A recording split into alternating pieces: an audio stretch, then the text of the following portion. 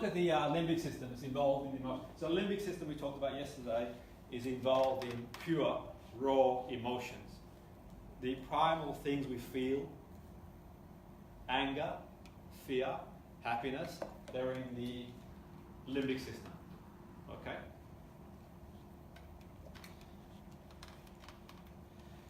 The thinking occurs,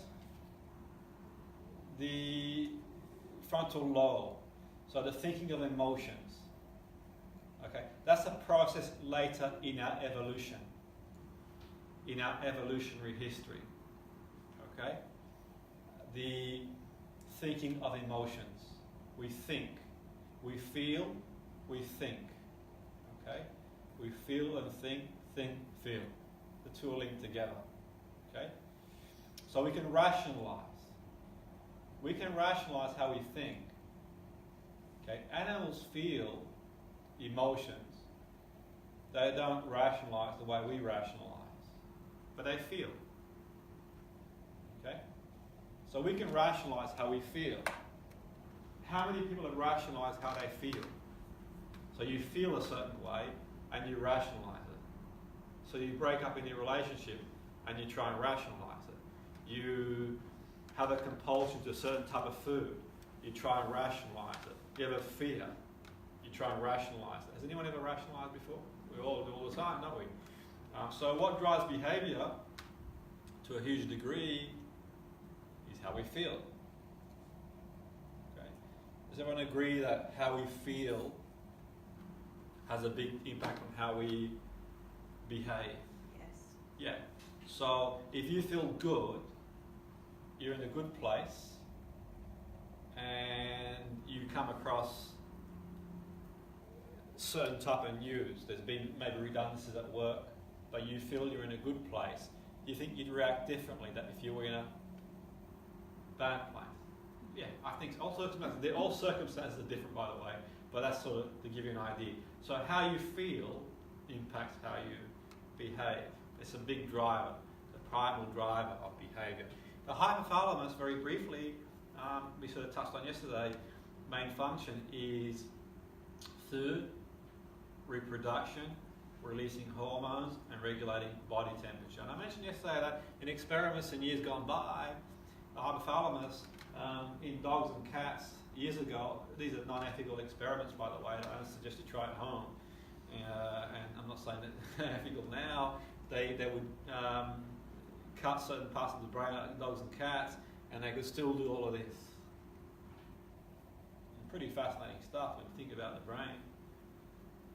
Okay, so we have a hypothalamus. Okay, so we have, in our evolutionary history, we have a spine. We develop a spine, and then we develop a brainstem, and our brainstem has functions like our organs, our breathing, our heart rate, and then we develop hypothalamus, the next layer, and then we develop a emotional system. So we've got this sort of, in a nutshell, in 20 seconds, we've got this layer upon layer in the brain. Okay, so we do emotional system, okay, and within that system we've got a hippocampi and amygdalae. Okay, some people say hippocampus and amygdala. The reason being is that they are bilateral. There's one on each side of the brain. Okay, they're bilateral and they're involved in memory. Okay, the amygdala are involved in memory and are linked to the hippocampi. So the amygdala, fearful memories, or amygdalae. One job it does, it's not the only thing it does. You've probably seen a lot written about or spoken about the amygdalae in recent years, and they talk a lot about the amygdalae and fear. It's not the only thing it does. It does other things too, but we'll focus on the one thing it does do, which helps us avoid negative experiences. It navigates. Why? Well, why do you think we will want to remember aversive events? What's the benefit of remembering something that's gives us danger or something fearful? Why would we want to remember that? Wouldn't it be a good idea to just bin it? You think Why would you want to remember that? Okay, so I mentioned yesterday, very briefly, a story, the amygdalae in action. I decided to walk home from school, and I would walk home from school at a certain age. On one occasion, I walk home from school, there's someone sitting outside in the front, and as I'm walking past, I don't think anything of it, and he jumps off his sort of fence, running towards me, and he starts shouting at me, and he's got like an axe in his hand, and he gets really, really close to me, and he's shouting really, really loud, and I didn't know what to make of it, as you do, and it kind of stopped in about 30 seconds, and I carried on walking. Then, the following day, I decided to catch a bus, about 15-year-old, but prior to doing that, I told my family and my friends about it, and they're like, what can you do in that situation? And then when I decided to walk again, even though he wasn't there physically 3 or 4 days later, what do you think happened? I did. I saw him, I felt him, I imagined, and I kept telling myself I should have done this. Why did I do this? I should have stood up to him, I should have shouted back, I should have hit him, I should have ran.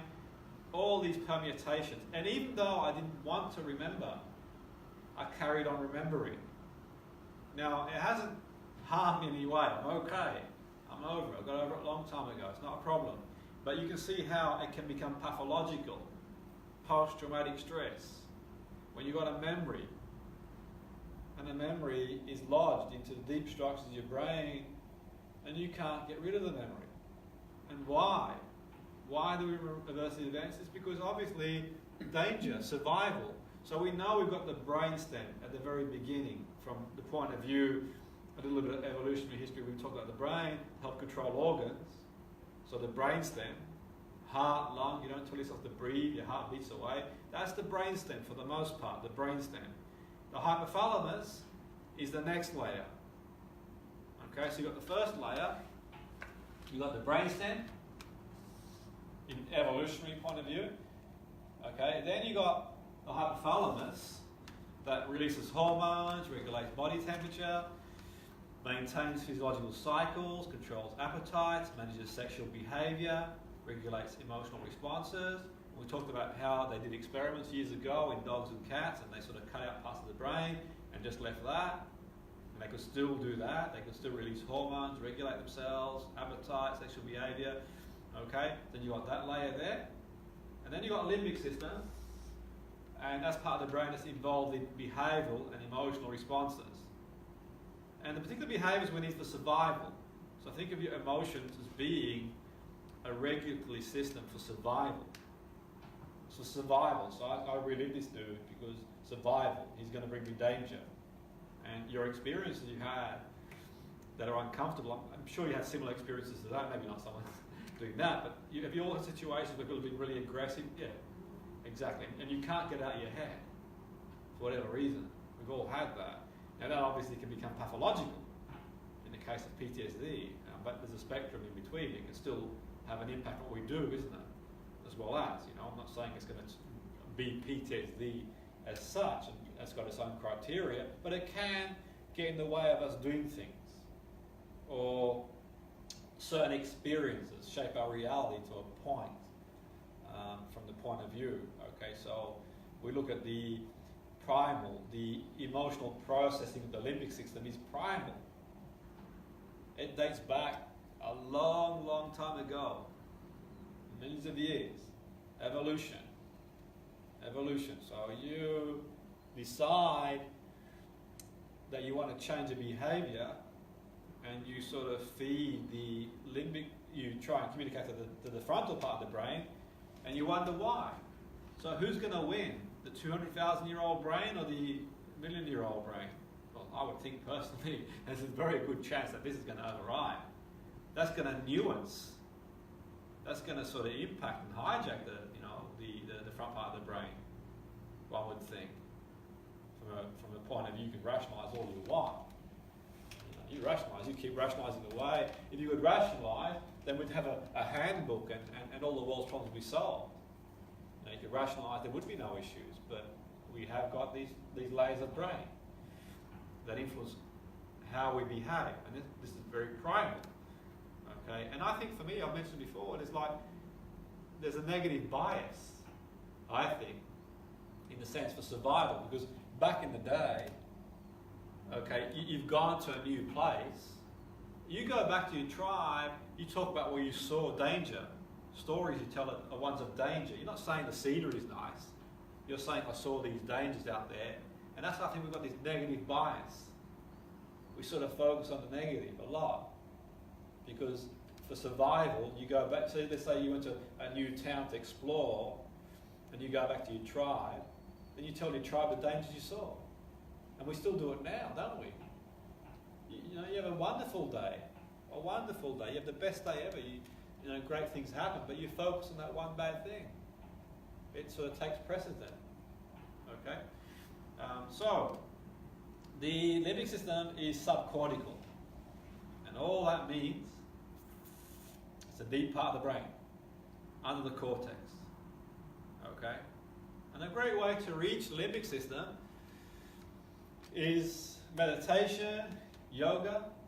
So, you know, we don't suggest yoga because we for the sake of suggesting yoga. In the case of people who've impacted trauma, we don't say, well, do yoga because, you know, for the sake of doing yoga, because yoga is one way to reach. It's been proven. I can send you an article from the literature that yoga, it works. Not for everybody, but it works for people. And I think for me, it's about deciding what you do, the intrusivity of what you're doing. So meditation is pretty non-intrusive. We can all sort of sit there. If we're not comfortable with it, we don't worry. Yoga maybe can be intrusive in the sense that if you tell someone to do a handstand, it might be a little bit too much of a stretch, but they can do something they can do. Maybe yoga breathing, maybe recline, tweaks, things that they can do. But it's one way to reach that part of the brain, to help us. Because it's been proven that certain parts of the brain in trauma don't work like they should work. Because you think that the fight, flight, freeze response can compromise the neocortex, then why wouldn't severe trauma or overlapping compromise it too? It could do. It's hypothesis.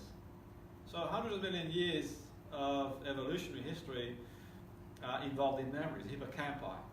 It's also linked to other parts of the brain, by the way. It's not just linked to the amygdala, but we're sort of focusing on the link to the amygdala. Okay, and the amygdala are part of our memory system. We've mentioned that. Amygdalae. It's been called the almond, that's amygdala, the almond shape. It's not just like an almond shape, it's got other structures too, by the way. If you sort of hear people say it's the almond shape, it is, one structure of it is almond, but it's also got other structures too. Okay, and also if you cut the brain open, the hippocampi, it's not an easy structure to find. You don't sort of cut the brain open and there's the hippocampi. There's got other related structures too, by the way. Not that I suggest you go home and cut anyone's brain, by the way. Don't do that at home. But the point being is that, okay, the amygdala connects to the hippocampi. Okay? So one function it does, it records aversive memories. You've got a tape recorder. You don't have tape recorders no more. You've got your iPhone or whatever phone you've got. There's no subliminal advertising here, Samsung, whatever. And you're recording memories. That's one function. So you record every experience that you've had. You record aversive memories. You record aversive memories because you don't want to repeat that experience again. You don't want to repeat it again. You don't want to put yourself in that danger. So, you know, if you sort of drive back to your old school and you had a bad memory, you start to get shaken up. If you sort of see someone that looks the same as someone that, you know, remembers someone in the past, you get a bit shaken up. You know, if you go on Facebook and you see your ex-partner you're still in love with someone else is really, really happy, you probably get a bit shaken up. Possibly, you might not do, but the point being is that we kind of sort of recall these painful memories, okay? And so the spider, for example, if you don't know what a spider is, are you afraid of a spider? Probably not. So you're told, you observationally learn. You see your parents jump when they see a spider, you see someone say a spider's dangerous, or maybe you hear it's poison, and maybe one crawls on your foot, or maybe, you know, and you sort of build a link then, implicitly. Now the brain being implicit You might not even know. It might be under the radar. Yeah, it might be under the radar in the sense that, you know, you hear the kettle in the background. That could remind you of an aeroplane going down in a war, and all of a sudden, bang, the whole system kicks in and it's on the way. So stimulus that reminds you of a negative event. Stimulus. Okay? It can become pathological, but that's not what we're talking about here. But it can be pathological, where people struggle to break out of it. They get stuck. They get stuck and they kind of get through life the best they can. Now, we need to do more. We need to do more for our service people, a lot more. We need to do more for everybody in general, but we need to do more for frontline people, fire people, police, people who work in A&E. We need to do more because they experience a lot of situations where they are involved in trauma. We need to do more for service people coming back from serving because they've experienced trauma and we kind of decompression. We need to do more. We just need to do more. We need to put more money into it. We need to do a lot more because we don't do nearly enough. And we need to educate young people on this stuff as young as they can to give them the opportunity to build more resilience and more coping strategies. Because you become overwhelmed, you don't have the strategies to overcome what's prioritised, what's pushing you. That's one thing that makes people anxious if you don't have the coping strategies to cope with what's coming your way.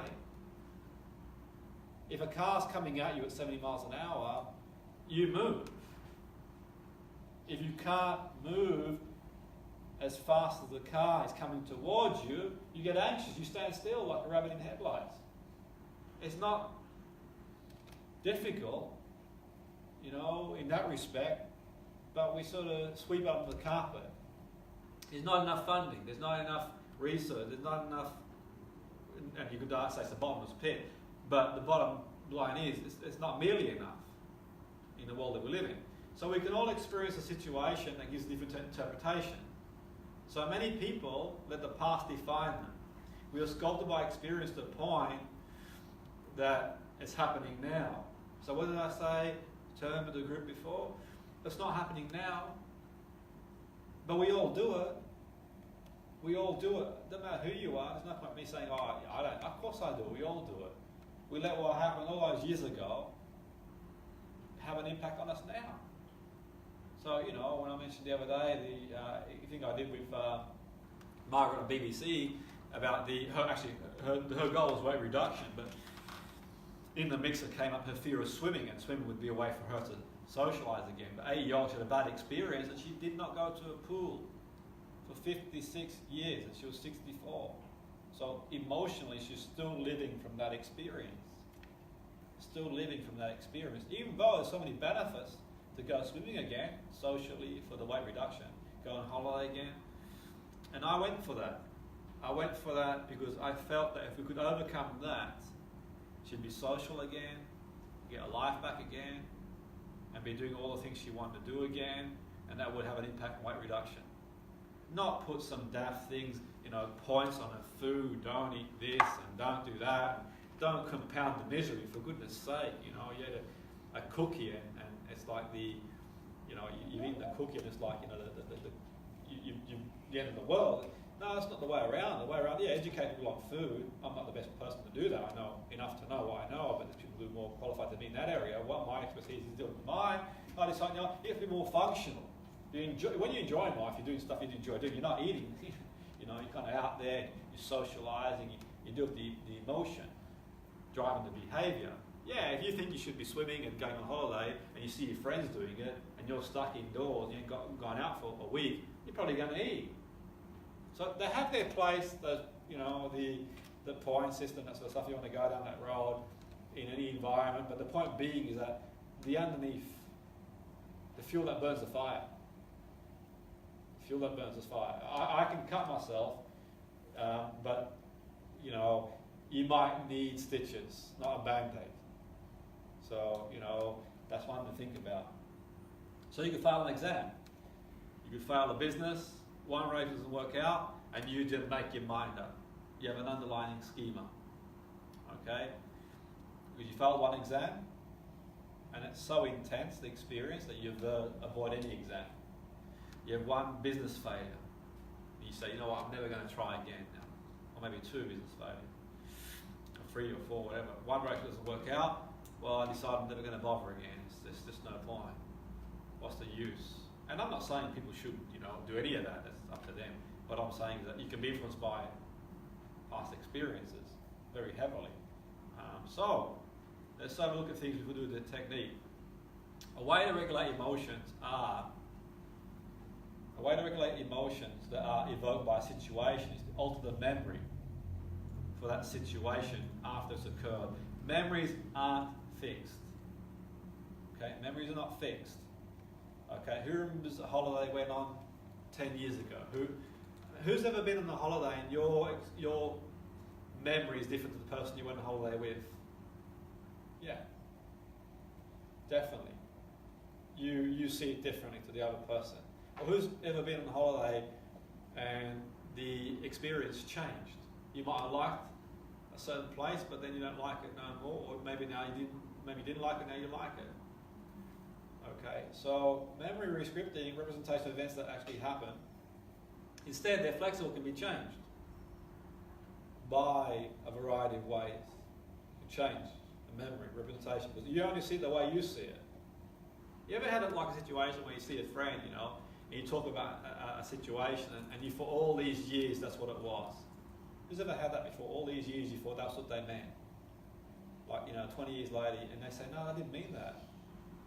You just whole perception change. You get that before? Yeah. You've made your mind up. You sort of say, yeah, that's what it is. And they say, no, I didn't mean that. And then you just think, all these years I've been thinking that, wow. You have that moment. It happens, isn't it? Yeah. So the idea was first presented by Pierre Genet, who conducted imagery substitution with hysterical patients in 1919. That's where rescripting comes from. And that was adopted by Beck. Aaron Beck, who was considered one of the fathers of cognitive therapy. That's sort of cutting a long story short. I can send you some literature on that if you want to. So Beck realised it was possible to modify what he called visual cognitions, or mental images of their experiences, and modify the emotions they provoked. So we can separate the mesh, the melting pot, the cocktail of the experience, the thoughts, the feelings, the emotions. During memory scripting, people first activate the memory of an emotional event, which we talked about earlier before, that we can do if you choose to do it. You don't have to do it. And I don't recommend you do something that's sort of, an intense memory, but to give you an idea of how it works and some structures we put in place to work on it. We're going to do something soon. Okay, identify and focus your attention on the feelings, emotions, and the thoughts that the memory evokes. So the memory you wrote down earlier that is having an impact on your life, think about the feelings that go with it, the emotion, and the thoughts that the memory evokes. So when you think about that earlier memory, do you get some feelings? Does it stir up feelings? Does it stir up thoughts? Yeah. Okay. And so think about the feelings, emotions, and thoughts that the memory evokes. Okay.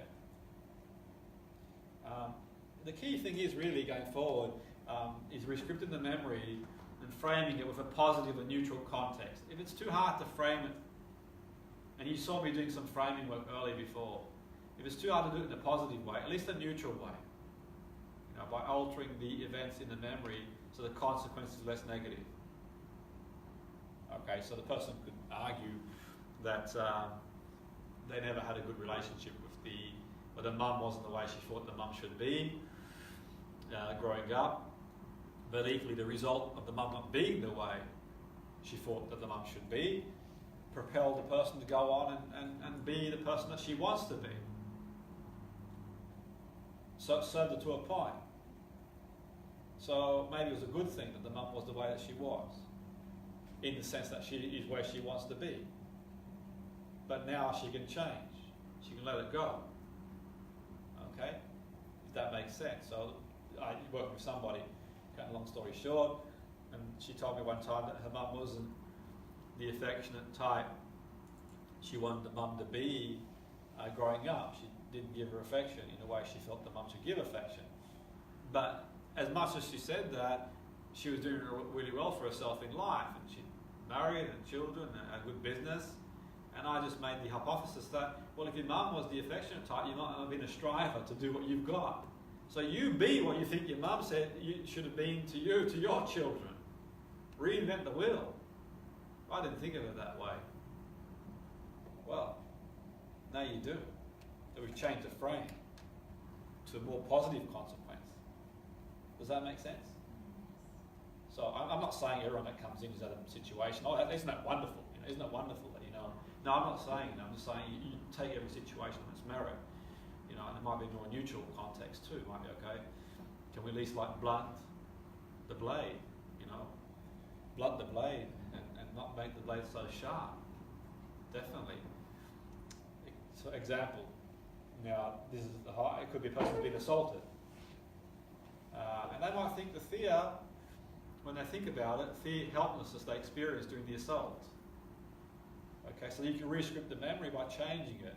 So someone intervenes and stops the person committing the assault. Now that is on the far end of the scale. It's just to give you an example.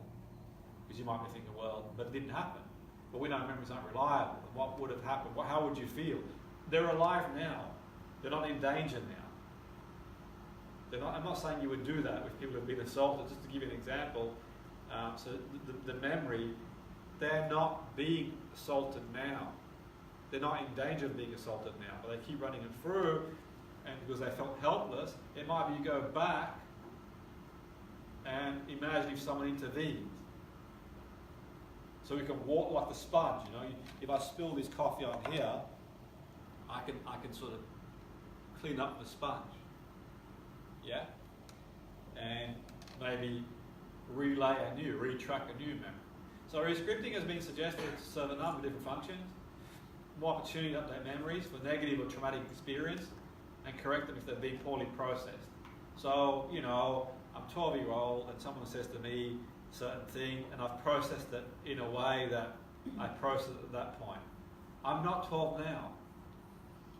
I can process it from the age I am now. So Margaret was 64. She wasn't 8. She was still processing that memory based on 8-year-olds. So some people behave, metaphorically speaking, like a 5-year-old or a 6-year-old.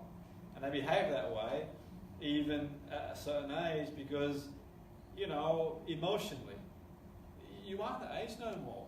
You know, and I think that this is one way to sort of get back there and certainly, you know, update things. It serves that purpose. I'm not saying you do it with everybody in every situation, but it's one thing we can do. Explore emotional responses that may be inhibited, which may not have been fully acknowledged or experienced before or after the event. So before it happened, you had no recollection. After it happened, it sort of shaped your reality. It allows people to explore trauma and related beliefs that they have, such as helplessness, powerless. You know, think about it for a moment before we do the technique and go forward. Think about, you know, say for example, the 12-year-old experience, the 16-year-old experience, the experience of whatever age you were. Think about how you would handle it now. If you were faced with the same situation now, what you would do now different to what you did then. Because then you did the best you could at the time. If someone did what they did then now, would you handle it the same, do you think? Probably not. If you used your logical brain, probably not. You know, and are you going to sort of carry on doing that forever?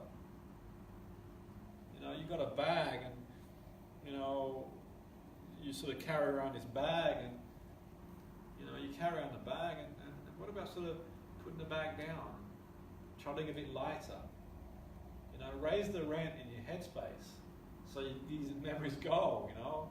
Don't give people airtime if there's no reason for them to be there, if that's possible going forward. So let's do a technique before we sort of like break and have our lunch. So think of a situation. Okay, so join in the technique if you want to mentally, or you can write it down if you want to. So I sort of put a process for you. So think of the situation. What happened, where, when, with whom, how. Think of the situation we talked about earlier, the memories. Everyone got that memory that they can think of? Situation there. Okay, so I think the situation will happen. Just sort of run through the details. Okay. Now you've done that, rate the mood from 0 to 100, how you felt. What emotion did you feel at the time? From 0 to 100, have we got a number? Okay. Anything else? How intense it was? How intense was it?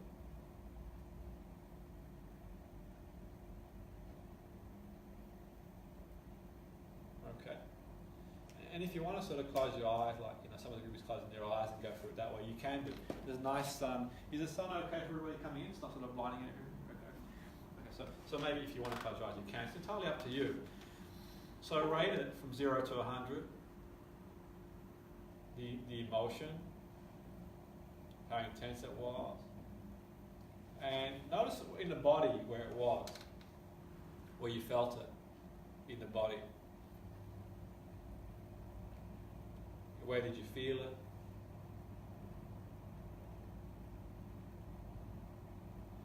Any part of the body you felt it?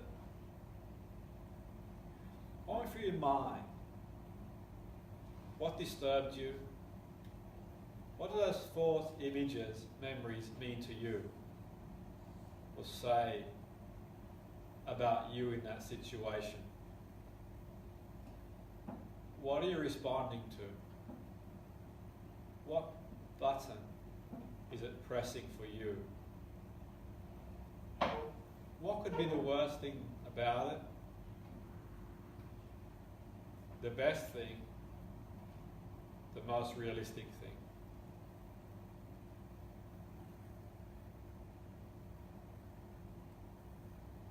And just breathing naturally, normally. Then take a deep breath and just breathe deeper. Breathe deeper from the deeper in your tummy, and breathe as deep as you're comfortable breathing.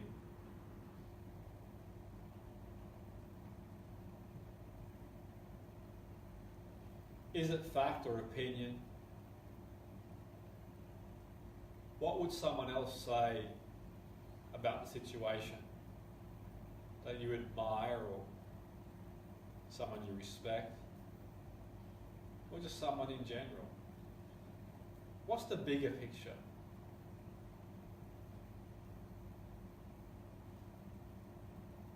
Is there another way of seeing it?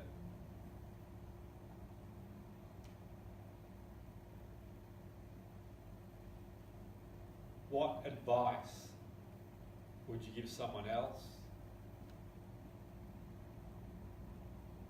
Is your reaction in proportion to the actual event as really as important as it seems? Is it really that important?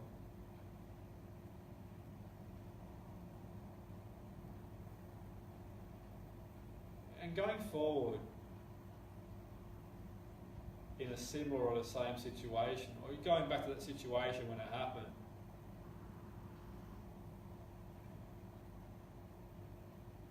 what would the best response be?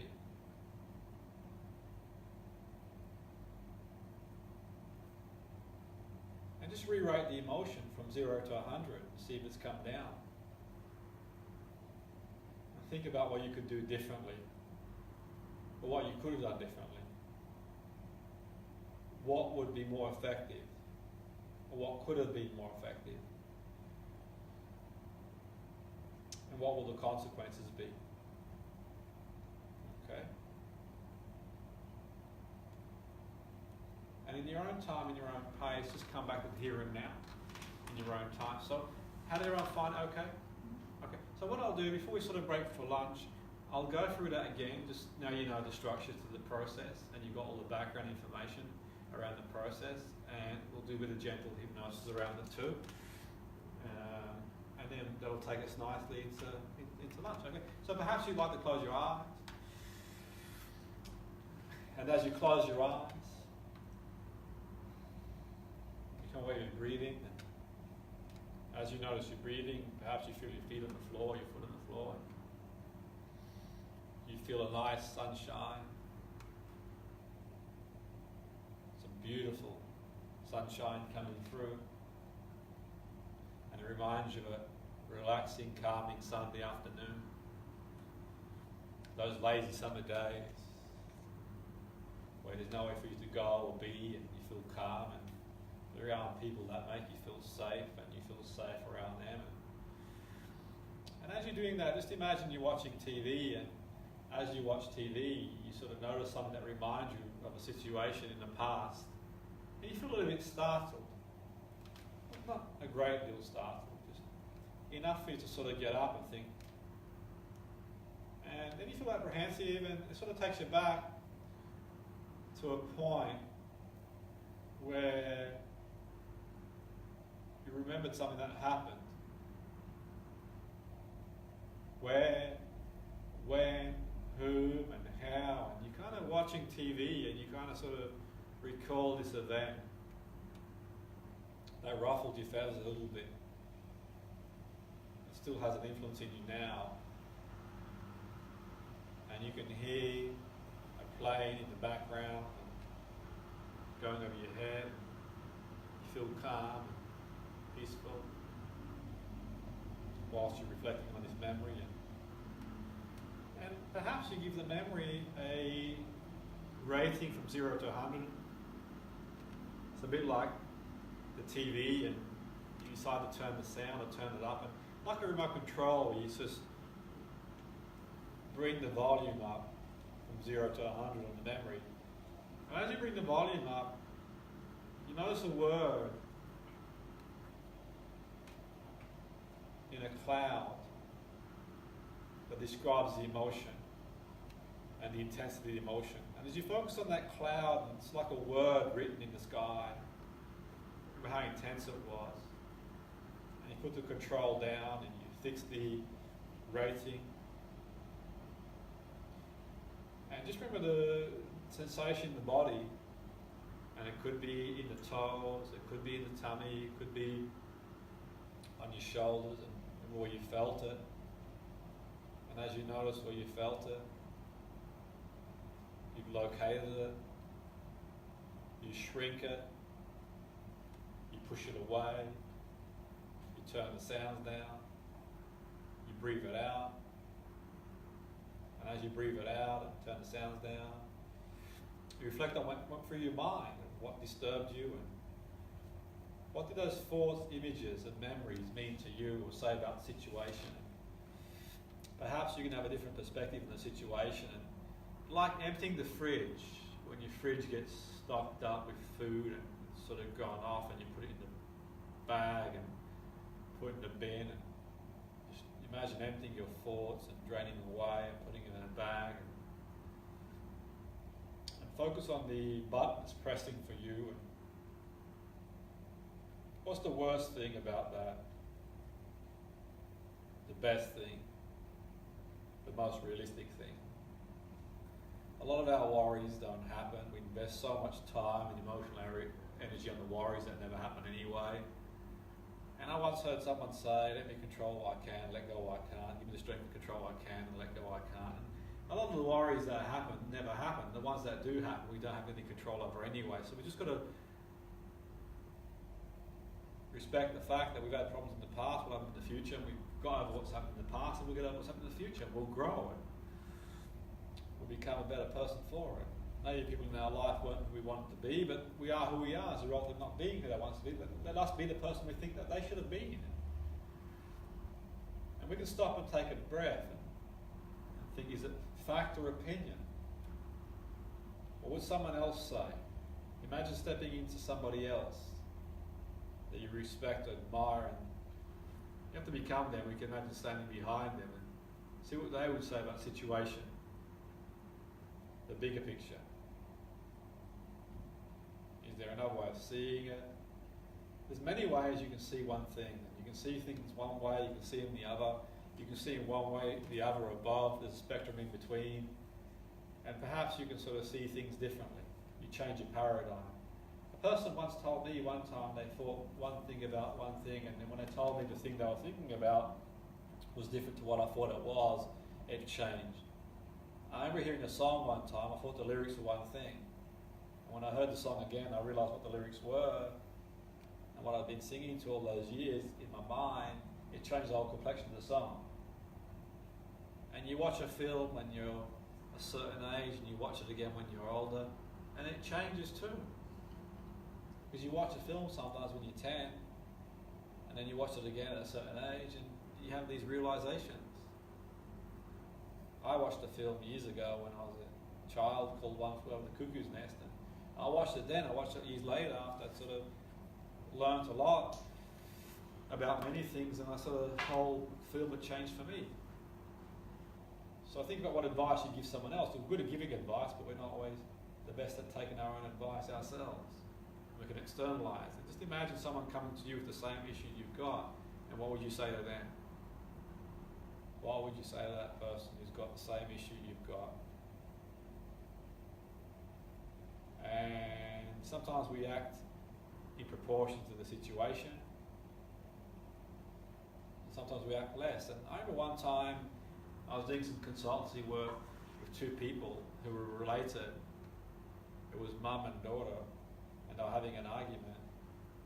And it was quite interesting because there was an argument that sort of came back over and over again, like a repulsion. And the things they were saying to each other and did to each other, you think, are they really in proportion to what's going on? And many arguments we have and deliberations we have, they're kind of bigger, and we sort of sanction ourselves and people a lot more than we probably need to, rather than just speak to the person and resolve the issue. You think, is it really in proportion to the situation? Is it in proportion to the situation?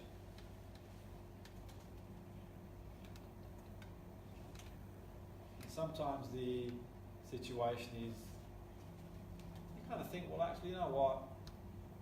All this sort of fussing and fighting and doing these things that people do to each other and the way they do the things they do, you think, well actually, you know what, there could be a way of resolving it. So maybe you step in the shoes of the person who did what you think they did to you, and you sort of see it from their position. And just diffuse the feeling. Is it really that important? It's gone now. Because you can rerun a memory like it's happened now. It's not happening now. It might have happened then. I remember one time one person told me something that happened when we were kids growing up, and it had been so long ago I didn't even remember what they were talking about. And for whatever reason they thought that they had, or what they did had any sort of impact on me whatsoever, and I sort of said, no, I didn't think of it twice. And, no, it's okay. You know, I didn't even remember it. It's long gone. But you can keep memories in your bag, or you can let them go. And maybe you could sort of go back to that time the situation happened and think of a different response. So I mentioned the swimming story, where for 56 years Margaret hadn't gone to the swimming pool, and from 8 years of age, she went back to the swimming pool as a 64-year-old with all that experience and knowledge and know-how, and decided to go for a swim. But she didn't dive in. She dipped her toe in, just like a nice summer's day at beach. You don't always just run straight to the beach. The water looks warm and blue, and the sun is blue. And you dip your toes in, and as you dip your toes in, you feel a sense of chill, and then up to your knees and your thighs, and you kind of desensitize. That sort of chill turns to warmth, and you can let go until you get to about your waist, and you can swim if you want to swim, or you can sort of carry on walking, but you feel warm. And as you step out of the pool or the beach and dry yourself off, you can just release the feelings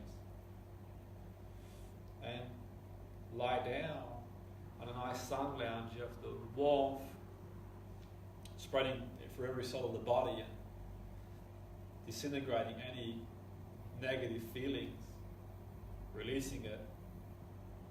And as you release it, notice the emotion. You find yourself back on the chair on a lazy Sunday afternoon watching TV, and you pick up the volume and you notice the volume's down. And the volume could be at 20, the volume could be at 10. There might be no volume. It doesn't really matter what the volume is, but think of what you do differently, more effectively. What would work better in that situation, what the consequences will be. And it might not be now, it might not be tomorrow, it might be tonight when you have a dream, it might be tomorrow you get up in the morning and see a sign, or it could be next week. But changes are ahead. And as you think of those changes, just breathe in naturally and normally, because you know you've got a conscious mind and an unconscious mind. And you know what the conscious mind does and what the unconscious mind does. And unconsciously conscious and consciously unconscious, and when you feel consciously unconscious and you bring what's unconscious to the conscious, you can deal with it and move forward. And as you move forward, in your own time, in your own pace, breathing naturally and normally,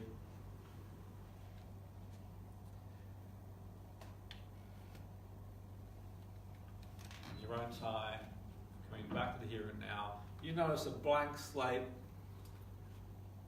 you can start again. On that note, we shall break for lunch.